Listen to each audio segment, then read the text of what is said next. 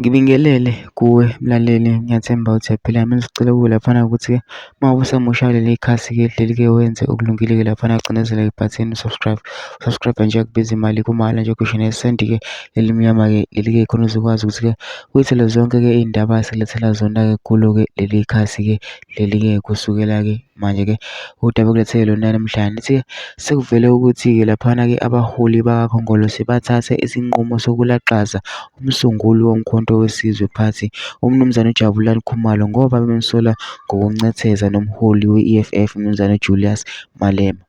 Bamsola nangokuthi uhlulwe ukufeza isivumelwano sokuchitha uMnumzane uJacob Zuma kuMkhonto weSizwe, nokuholele ekutheni-ke bagcine sebemgolozela ukumnikeza imali okuthiwa bebemthembise yona. Umthombo othembekile nongashayi eceleni udalule ukuthi unobhala jikelele kaKhongolose uMnumzane uFikile Mbalula ukhiphe umyalelo wokuthi-ke akuphenywe uKhumalo futhi nezingcingo zakhe azingabe zisabanjwa. IScroller Africa siyibonile eminye yemiyalezo okuthiwa ibivele kuKhumalo ebuza ukuthi kanti imali uMbalula uyifaka nini ngoba uselufakile udaba enkantolo lokuchitha uZuma. Kule miyalezo uMbalula uthe, "Hey, tshelani lowo muntu aphume kithi futhi ayikho imali asazoyithola ngoba akanamsebenzi walutho.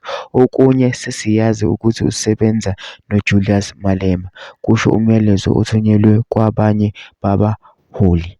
So mina ngicela kuwe laphana-ke ukuthi-ke ungene ema-comment section-ke ufike ushiye umbono wakho-ke ngalo-ke lolu daba-ke lolu-ke ukuthi wena-ke ucabanga kanjani-ke masicindezela nebhathini nje usubscribe nje, akubiza imali kumahhala nje, okhishwa nesenti-ke elimnyama-ke leli-ke khona uzokwazi ukuthi-ke uthole zonke-ke iy'ndaba-ke ezintsha sizokulethela zona-ke kulo-ke leli khasi-ke leli.